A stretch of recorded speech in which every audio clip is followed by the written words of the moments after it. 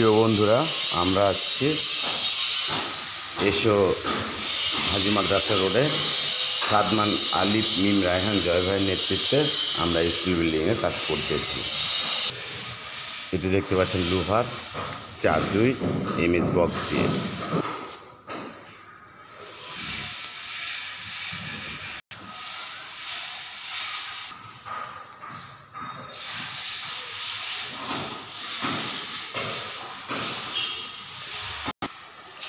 এটি পুরোটাই steel building.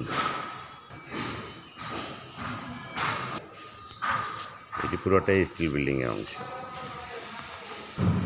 এই পিলারগুলো দেখতে পাচ্ছেন, এটা 4 এমএক্স বক্স দিয়ে পিলার করা।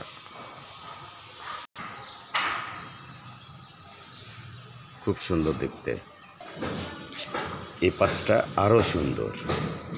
এদিকটা আউটডোরে সিঁড়ি করেছি।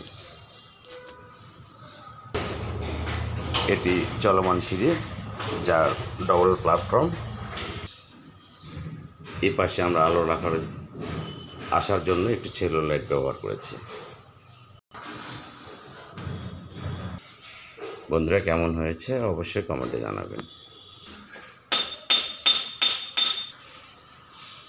এটি সেমি দোতলা।